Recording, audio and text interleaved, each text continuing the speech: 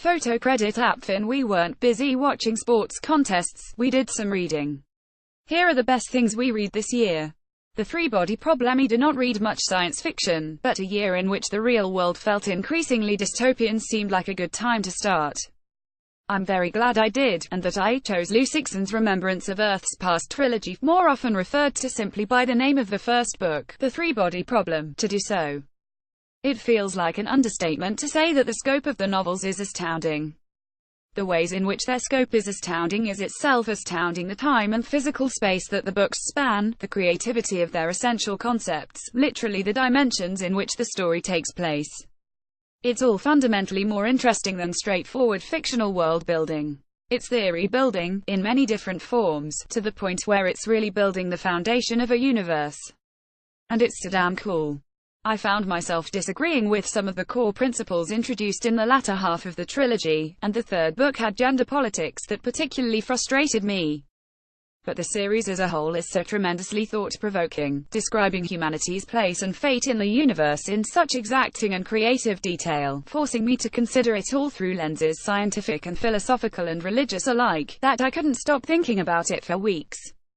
It's escapist, which is kind of required to be true of any fiction that starts with extraterrestrial communication and ends millennia in the future, light years away, but it's also very intimately not, in that it's so concerned with such basic questions about where we are in the universe and how and why and what's next.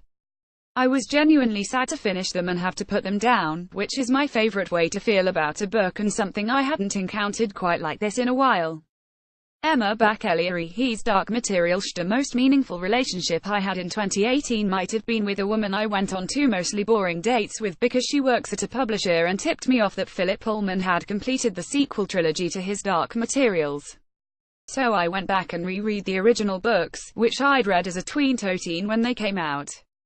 Against my expectations, they held up perfectly, lifted by immaculate world-building, character arcs alternately satisfying and achingly sad, and a central message about the abuses of authority that gets mistaken for an anti-Christian message, when religion is just the best vehicle to relay that conceit. The cosmology and theology blew my mind as a kid, but just plain good writing made it worth coming back to it 20 years later. This is the young adult series Harry Potter wishes it could be.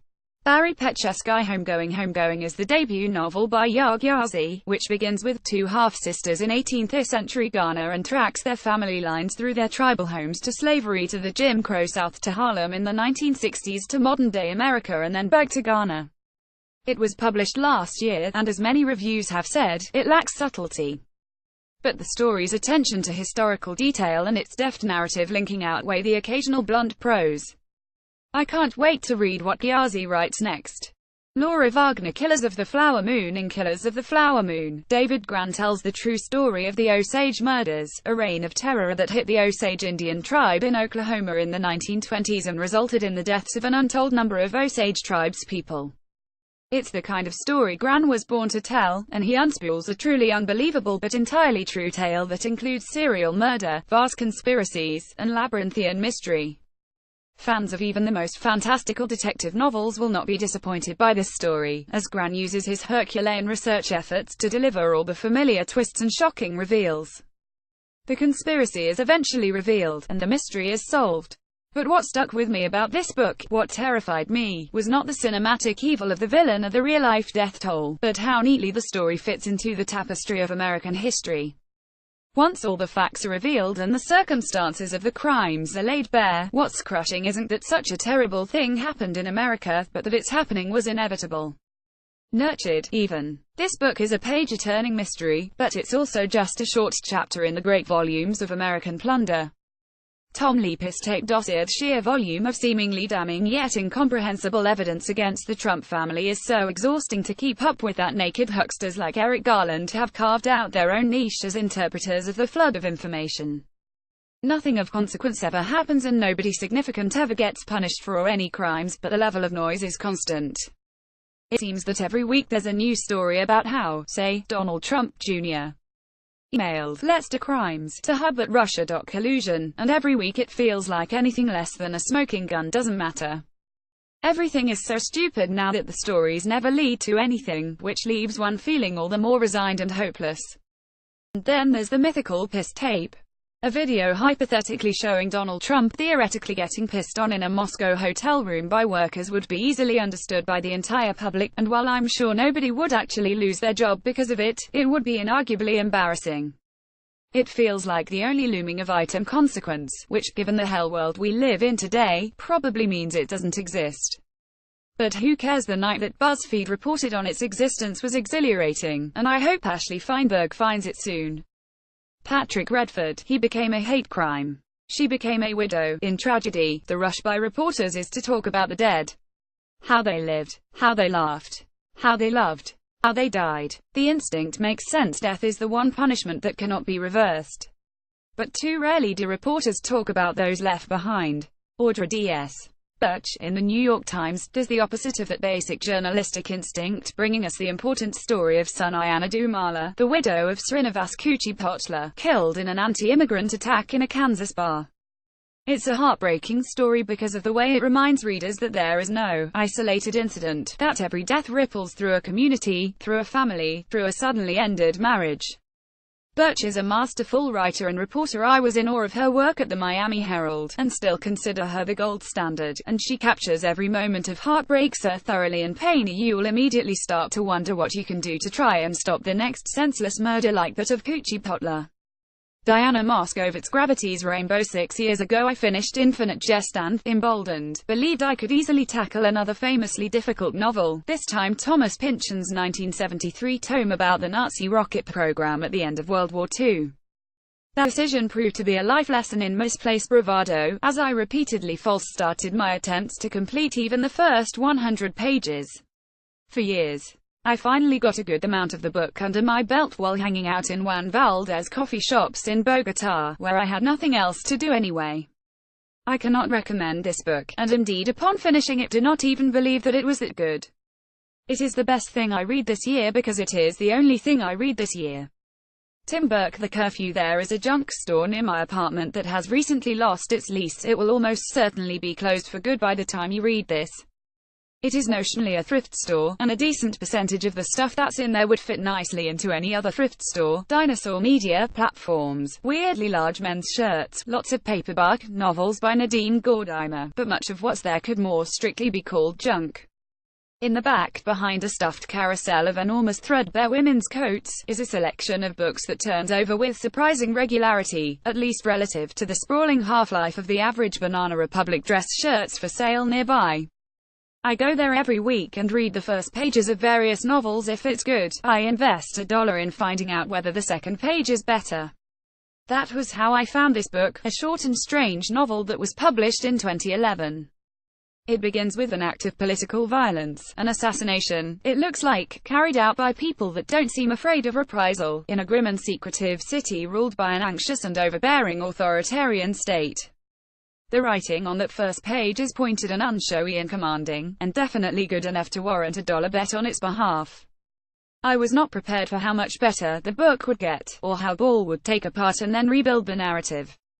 The book dwindles and changes and turns itself inside out, formally and otherwise, in ways that startled and astounded me. I couldn't give it away if I wanted to. I did a much better job reading good things this year than I did watching or listening to them, but I didn't read anything that surprised me more, with its brilliance and also with the force and of its empathy, than this book did. David Roth. New York Magazine's Rupi Kaur profile. Giving a profile subject enough rope to hang themselves takes patience, care, and talent, and it doesn't work in every instance, but when it all comes together, man is it satisfying. Molly Fisher's hangout with Instagram poet Rupi Kaur unearthed some gems. I aspire to accomplish something as brutal but understated one day. This particular part was richer than the finest Swiss chocolate on a cart at the Strand. Milk and Honey sits alongside Bad Feminist by Roxane Gay, Men Explain Things to Me by Rebecca Solnit, and Between the World and Me by Ta-Nehisi Coates. Kaur read half of Between the World and Me. I had to take notes, she says. It was more academic than her typical reading.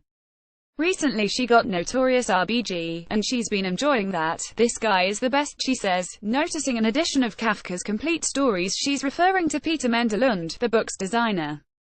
The dream is to have him design my next book.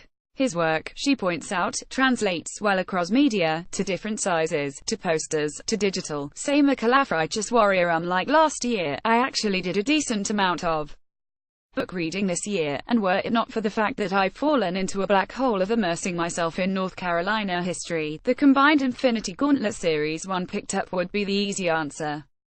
But, instead, I spent my time boning up on my home state's most infamous son Jesse Helms. The biography, written after Helms's death by former UNC and current Florida professor Bill Link, is wonderfully honest and detailed in its rendition of Helms's rise. Link's bibliography is a wonderful archive, one that pulls from Helms's time as the state's most popular conservative TV mouthpiece. Imagine Fox News, but even more impactful because rural communities only got about 8 available channels, and plunges you into the heart of the devastating, defining 1984 race between Helms and Jim Hunt. But more so than the list of facts I can now rattle off about Helms, this book excelled in a similar way to Robert Caro's third book on LBJ, Master of the Senate. It showed you how a person, well, a white male, can manipulate and navigate our political system using all available tools at his disposal. In the case of Helms, unlike LBJ, it's a portrait in how a whip-smart, far-right ideologue can anchor himself to a time and culture of segregation and successfully slow down our society's march toward racial equality. It's also a reminder that evil is a relative term, beholden to who's issuing the claim. Back home, Helms is still a hero in some parts, his fingerprints all over the modern NC GOP. Anti-federal government, racist, frustratingly intelligent political force that held one of the state's 2 Senate seats for 3 decades. Helms is either devil or savior, depending on who you are and where you're from. What's not up for debate is the question of whether Helms was successful in turning his viewpoint sessions into real, raw political power.